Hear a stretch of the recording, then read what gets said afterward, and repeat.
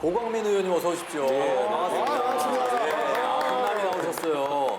자, 저희가 시즌2를 맞아서 새롭게 단장하기 위해 준비한 게 있는데 30초도 길다. 15초 동안 자신을 어필하는 시간을 드리도록 하겠습니다. 네, 15초 조금 더 쓰겠습니다. 자, 시작됐습니다. 저 안녕하십니까. 저는 서초동과 방배동이 지역구인 서울시원 고광민입니다. 저는 20대 때 50세가 되기 전에 지역사회를 위해서 정치에 입문해서 일해보고자 하는 꿈이 있었는데요. 예, 끝났습니다. 네, 끝났어요. 끝났어요. 전화합니다, 저희. 너무 끝나시네요. 짧은데. 아, 조금 더 드릴까요? 조금 더 드리죠. 좀 더 드려도 되겠어요? 네, 네, 조금 더 네. 드립니다. 예. 그 꿈을 이루게 돼서 네. 현재 서초구 의원을 거쳐서 현재 서울시의원으로 활동하고 있습니다. 예, 시민의 뜻과 기대를 이루어 나가기 위해서 최선을 다하고 있습니다. 정말 대단하신 게 20대 그런 버킷리스트가 정치인이었습니까? 예, 20대 때 가졌던 여러 가지 버킷리스트가 많이 있었는데요. 네네. 그중에 정치에 입문하고자 하는 게 또 하나의 버킷리스트였습니다. 야, 그 이렇기 때문에 그런지 일도 엄청 열심히 하시더라고요. 저희가 지금 국정 끼고 일하거든요.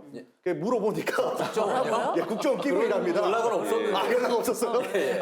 제 아는 지인들 통해서 물어봤더니 예. 상도 어마어마하게 많이 받으셨어요. 어떤 상? 시민들도 인정해주는 상 받으셨죠? 네네, 시민들과 기자분들 상 이렇게 받게 됐습니다. 예. 예, 와 대단하신 분인데 또 우리 서울 시민들을 위한 조례를 또 감사하는 역할도 또 한다고 들었습니다. 예, 그렇습니다. 예. 그 의원의 가장 중요한 역할이 여러 가지 있는데요. 네. 뭐 법을 만드는, 조례를 만드는 부분하고 또 행정을 감시하는 감사의 역할을 하고 있습니다. 네, 근데 이런 역할들을 다 하려면 체력이 뒷받침돼야 되거든요. 예, 예. 어떻게 체력은 좀 어떻게 받쳐줍니까? 어떻습니까? 체력이 받쳐준다라는 것보다도 체력을 좀 만들기 위해서 네. 여러 가지 뭐 운동들을 많이 하고 있습니다. 뭘 하시죠? 예, 예. 어떤 운동? 제가 사이클, 수영, 뭐 마라톤, 골프, 또 테니스, 배드민턴, 스키 뭐 다양하게 운동을 해서요. 지금 수영 자세 한번 취해보세요. 몸 아니까. 아이, 뭐 이렇게 한번 해보세요. 정말 진짜 할 수 있으면 심장이 하고 있는데, 좋으신 거예요, 심장이. 예, 수영 말씀하시면 수영, 네. 25m 보통 트랙 같은 경우 제가 네. 논스톱 50바퀴 정도 하고요. 50바퀴요? 예, 예. 가끔 저는 이제 도심에서는 철인 3종 경기를 할 수 없어서 우와, 철인 2종 경기 같은 경우 제가 출전해서 시합에도 나가고 또 뭐 기록도 내고 그렇게 와. 하고 있고요. 전 마라톤 선수 마라톤 되고 선수? 싶지만 마라톤을 이제 하거든요. 네. 늘 10km 하는데 우리가 운동을 한다는 건 굉장히 노력이 들어가고요. 또 한 가지는 자기에 대한 관리를 하는 거거든요.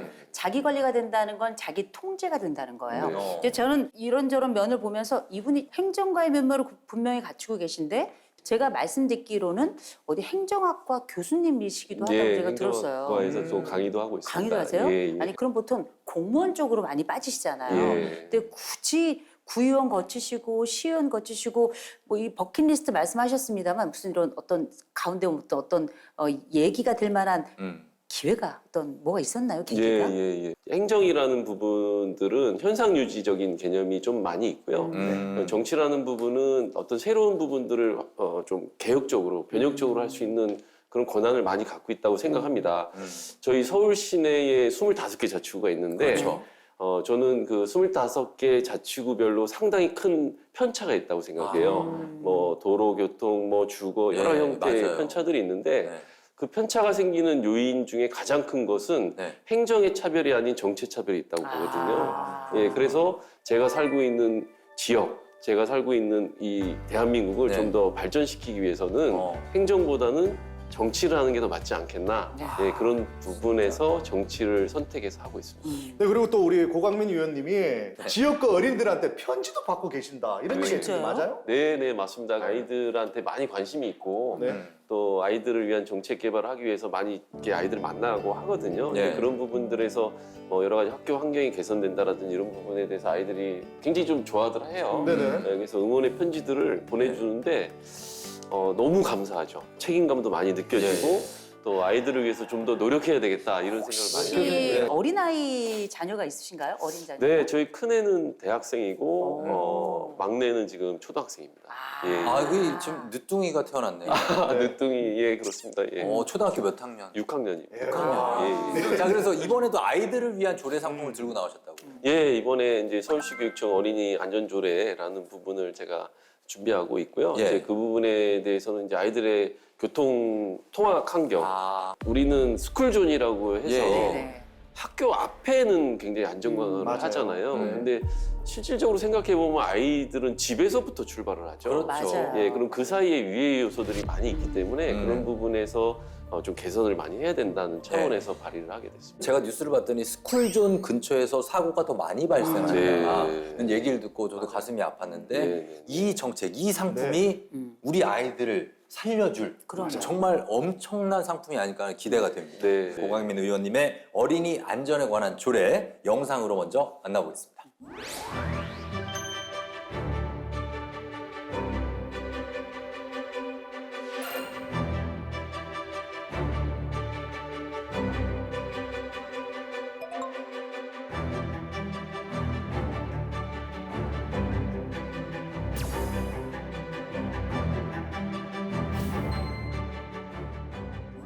자, 이번에 들고 오신 어린이 안전에 관한 조례, 교통사고 예방에 주안을 주신 거죠? 네, 그렇습니다. 네. 예, 여러 가지 안전장치를 만들고 있는데 예. 너무 안타깝죠. 계속 사고가 맞아요. 발생되니까. 그래서 제도에 제도를 더해서 더욱더 노력해 나가야 된다고 생각하고 있습니다. 아니 근데 저희가 알고 있는 민식이법이죠 일명 어떻게 보면 스쿨존에 있는 교통법규 위반 사항에 대해서 상당히 높은 강도의 법규가 만들어졌는데도 네. 사실 지키지 못해가지고 뉴스 틀 때마다 사고가 나고 막 그런 적들이 많습니다. 네. 그럼 이번 조례를 통해서는 이제 그런 안타까운 사고 같은 것들은 좀 더 사라질 수 있는 조례라고 생각이 됩니까? 아까도 제가 잠시 언급을 드렸습니다만은 네.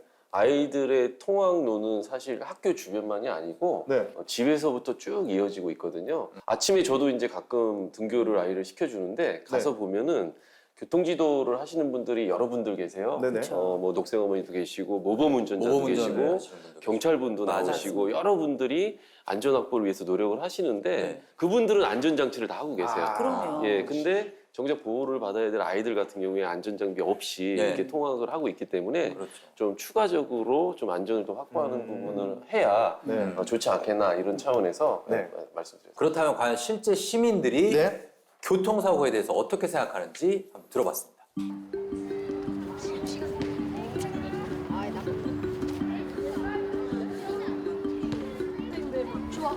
서초 국민이었어요. 이거는 1000% 만프로. 왜냐면은 과해도 부족하다. 교육 현장에서의 안전은 과해도 부족하다. 그러니까 복지 국가 보면은 아이들에 대한 복지가 엄청 잘 돼 있잖아요. 근데 우리나라는 그거에 10분의 1도 못 미친다고 봐요, 저는 사실은. 그래서 최대한 선진국에서 이제 아이들이 최우선이잖아요. 아이들의 안전이.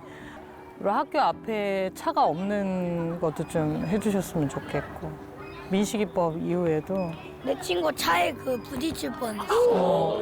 이런 것들을 어느 정도 법에 의해서 강제할 수 있는 규정들이 어느 정도는 좀 필요하고 이제 그런 것들이 민간으로 가든 이건 뭐 관으로 가든 그들이 관리하는 내뿐만 아니라 결국 민간으로 가더라도 그런 법이 유효할 수 있도록 사회의 시선이 아이들에게 그렇게 호의적이지는 않다는 거를 많이 느껴서 그런 조례가 생기면 굉장히 많은 도움이 될 것 같아요. 많은 엄마들이 아마 찬성할 거라고 생각해요.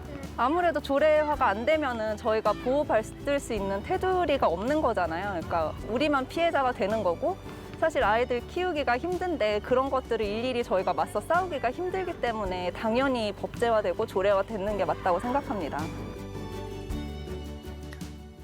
자, 지금 현장의 소리를 들어봤습니다. 네. 의원님 어떻게 생각하십니까? 예, 학부모님 말씀이 굉장히 좀 인상적인데요. 네. 이런 제도는 뭐 1000번, 100번 만들어도 아주 좋다 이런 말씀 하셨습니다. 네네. 예, 아까 말씀드린 대로 제도에 제도를 더해서라도 안전 확보를 위해서는 최선을 다해야 되겠다 이런 각오가 생기네요. 저는 이런 어린이 안전에 대한 기본적인 이런 공약들이나 아니면 조례들은 지금 발의된다 하더라도 빠르게 실현이 돼야 된다. 네. 맞아요. 조례를 넘어서서 실현 단계로 빠르게 가야 된다고 저는 이 연사 강력히 외칩니다. 저는 예. 특히 또 우리 고강민 위원님이 되게 명석하다 이런 생각이 드는 게 지금 어린이 안전 조례가 아닙니다 이거는 네. 집값 안정화 조례입니다 이게 왜냐하면 우리 어머님들이 제일 좋아하는 아파트가 어디냐면 초품화 네. 맞아요. 초등학교를 단지 품는 안에. 네. 단지 안에 있는데 그걸 왜 그렇게 했습니까? 애가 안전하게 초등학교 왔다 갔다 할 수 있는 그런 것들을 어머님들이 꿈꾸다 보니까 예. 초품 아파트들이 막 올라가거든요. 그렇죠. 맞습니다. 이 조례만 만약에 나왔다. 네. 그럼 초품 아파트 이제 볼품 없습니다. 지금부터 고강민 의원의 조례 상품 판매가 시작됩니다. 쇼호스트 이동엽 씨와 함께 상품 설명 시간 5분 드립니다.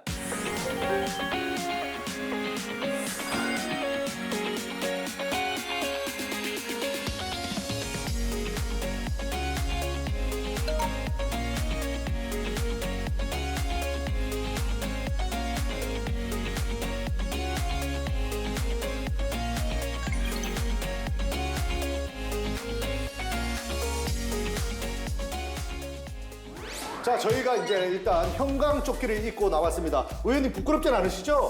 네, 네, 조금 부끄럽던데 아주 아이들의 안전을 위한 거니까 괜찮습니다. 맞습니다. 우리 아이들의 안전을 위해서 저희가 완판 만들어야 될 것 같습니다. 자, 그렇다면 오늘 상품 바로 설명 들어가 보겠습니다. 우리 고강민 의원님의 조례 서울 라이크 커머스 실과 함께 하도록 하겠습니다. 이 상품을 여러분들 사시면요. 첫 번째, 우리 아이 등하굣길 지켜주는 교통 지킴이가 될 수 있습니다. 그리고 어디서든 눈에 띄는 우리 아이 안전 신호등이 될 수 있어요. 의원님, 여기를 좀 봐주세요. 어디 뭡니까? 네, 네, 네. 이거 팔고 있습니다. 자, 집중하십시오.